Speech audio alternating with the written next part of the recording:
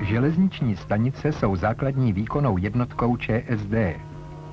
Příslušné provozní funkce železnice plní a organizují po stránce dopravní a přepravní. Z hlediska dopravního organizují pracovníci stanice jízdy vlaků, usilují o účelné využívání hnacích vozidel a vozového parku a zajišťují jejich bezpečný provoz.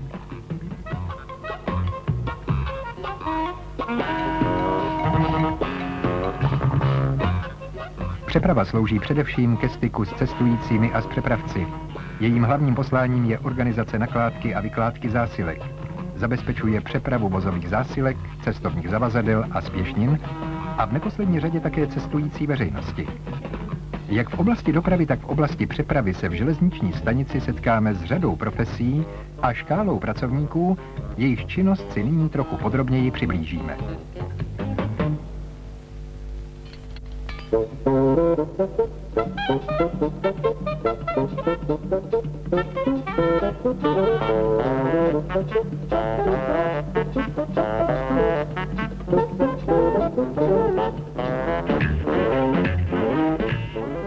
Železniční stanice je složitá struktura, která si vyžaduje přesné řízení a organizaci. Řízením stanice je pověřen náčelník, který odpovídá za její činnost a plnění úkolů. Dopravní úsek řídí dopravní náměstek, jemuž podléhají pracovníci úseku řízení dopravy a vlakové čety. Přepravní náměstek řídí přepravní úsek. Zodpovídá za osobní nádraží, nákladový obvod a osobní poklady. Technický úsek řídí technický náměstek. To jsou tři nejdůležitější a nejbližší spolupracovníci náčelníka stanice. Kromě nich mu podléhá řada dalších organizačně správních útvarů. Úsek administrativy. Referent ochrany a bezpečnosti práce. Oddělení práce a mezd. Útvar pro věci osobní a personální. Účtárna a hospodářské oddělení.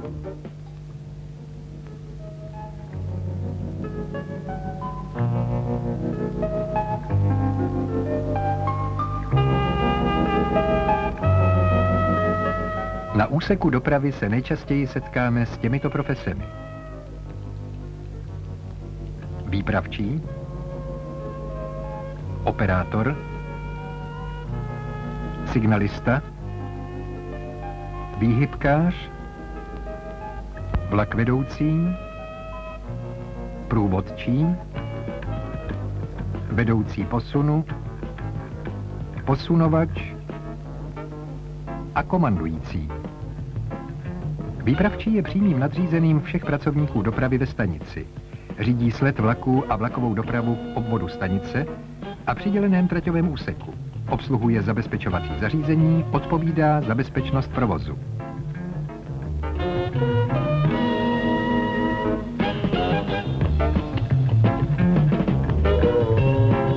V menších železničních stanicích vykonává výpravčí i práce přepravního charakteru.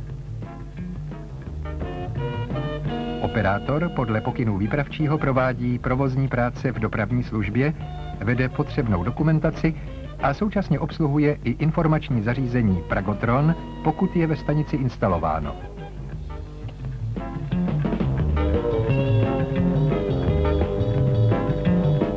Na zhlaví stanice pracuje signalista. Podle pokynů výpravčího řídí provoz ve svém obvodu. Ručí za správnost a bezpečnost provozu, obsluhuje zabezpečovací zařízení a připravuje vlakové cesty pákami ústředně stavěných výměn a návěstidel. Kromě vlakových cest přestavuje výměny i pro potřeby posunu.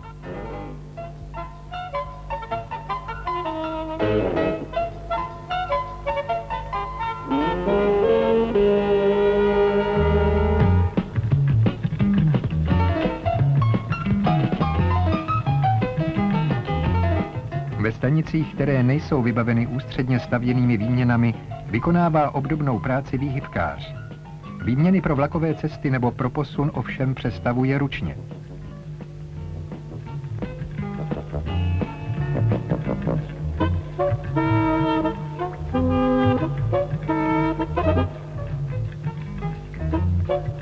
nákladních i osobních vlaků se setkáme s funkcí vlakvedoucího. Jeho čepice je označena modrou páskou. Vlakvedoucí má své stanoviště ve služebním oddíle zavazadlového vozu.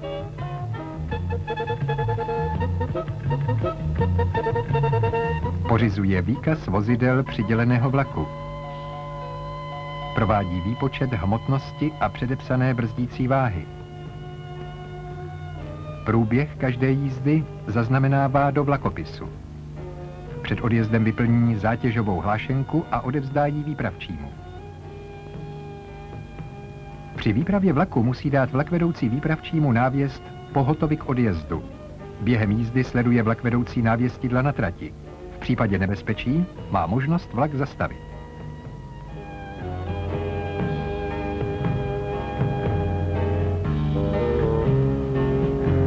Každý se jistě ve vlaku setkal s průvodčím. Jeho hlavní prací je doprovod osobních vlaků, kontrola jízdenek a jízdních dokladů.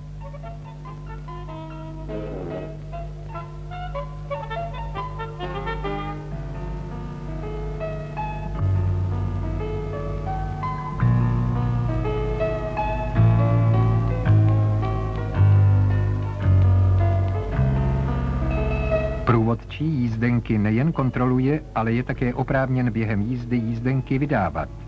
Jízdenka je o manipulační poplatek dražší.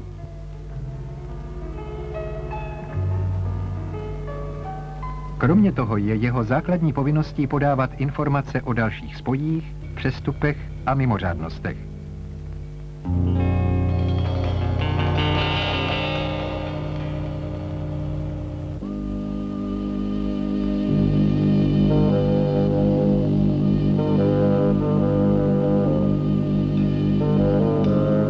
Vedoucího posunu poznáme podle červené pásky na čepici. Odpovídá za účelné a bezpečné řízení posunu. Při řízení posunu spolupracuje především s výpravčím, signalisty nebo výhybkáři. Vlastní posun s železničními vozy provádí posunovač. Podle příkazů vedoucího posunu svěšuje či rozvěšuje vozy a obsluhuje jejich brzdové zařízení.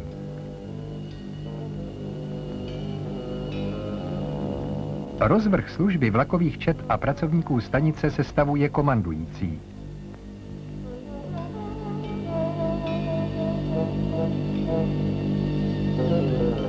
Vede evidenci služebních rozvrhů, takzvaných turnusů, a vede přehled o výkonech pracovníků. Na úseku osobní přepravy jsou nejčastější tyto profese.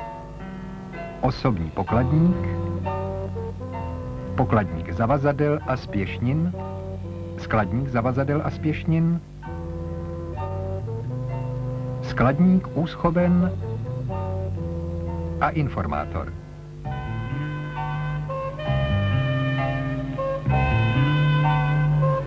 Osobní pokladník vede výdejnu jízdenek, vypočítává jízdné, vydává jízdenky a místenky, přijímá a eviduje tržby z přepravy cestujících.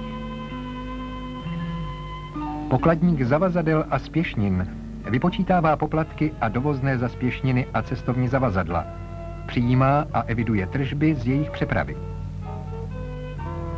V některých stanicích je tato funkce totožná s funkcí osobního pokladníka.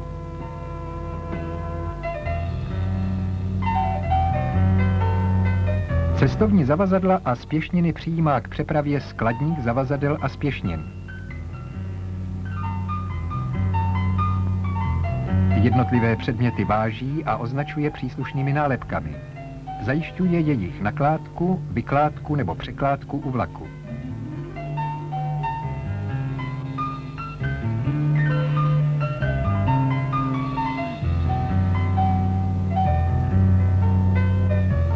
Skladník úschoven přebírá od cestujících cestovní zavazadla či předměty do úschovy. Zodpovídá za jejich bezpečné uložení a zpětný výdej.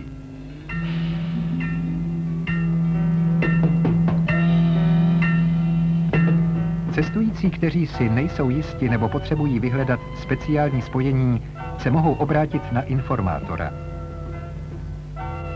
Na jeho přístupu a jednání je mnohdy závislé hodnocení železniční dopravy v očích cestujících.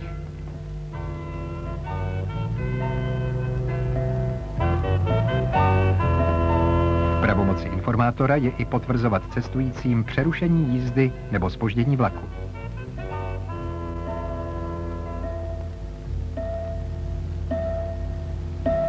Velké železniční stanice mají svoje samostatné informační kanceláře.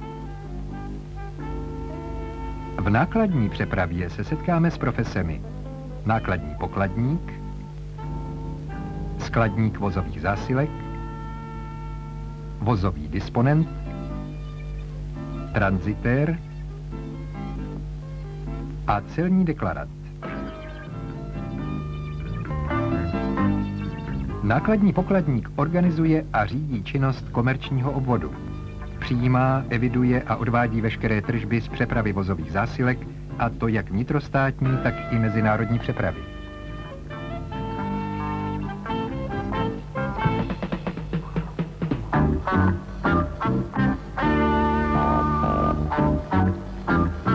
Skladník vozových zásilek zajišťuje podej a výdej zásilek přepravcům, provádí výběr vozů k nakládce a označuje vozové zásilky nálepkami. Vede evidenci průvodních listin a vozů. Vozový disponent zajišťuje a vykonává odborné práce na úseku hospodaření a manipulace s vozy.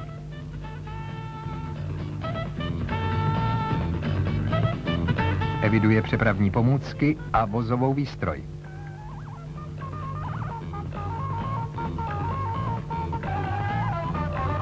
V souvislosti s přepravními listinami se setkáme s funkcemi tranzitér a tranzitér přípravář. Tranzitér sepisuje či hlásí potřebné údaje pro sepisování výkazu vozidel. Zpracovává podklady pro bezpečný a včasný odjezd vlaků. Kontroluje technický stav vozů a správné nastavení brzdového zařízení. Provádí výpočet hmotnosti a potřebné brzdící váhy. Tranzitér přípravář na základě údajů, které dostává prostřednictvím vysílačky, zpracovává výkaz vozidel, který spolu s přepravními listinami doprovází vlak. Správnost údajů o celém čísle vozu, stanici odesílací a určení, o hmotnosti vozu a nákladu kontroluje na displeji. Ve stanicích, které zajišťují přepravu zboží ze zahraničí nebo do zahraničí, pracuje celní deklarant. Zúčastňuje se celních prohlídek i pátracího řízení po nedodaných zásilkách. Je to zástupce železnice, který vede evidenci celních zásilek a vypočítává návrh na celní poplatky.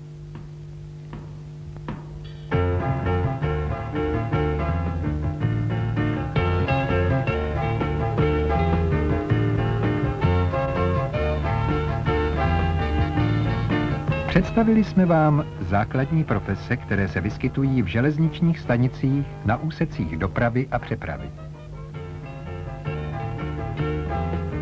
Jsou to pouze vybrané funkce, se kterými se v praxi setkáte nejčastěji. Může se stát, že některá z nich bude vaší životní profesí.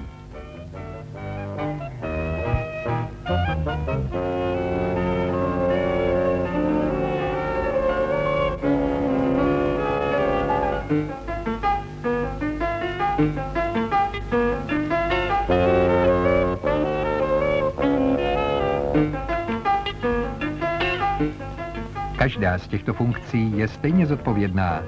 Na jejich výkonu závisí bezpečnost, spolehlivost a přesnost železničního provozu.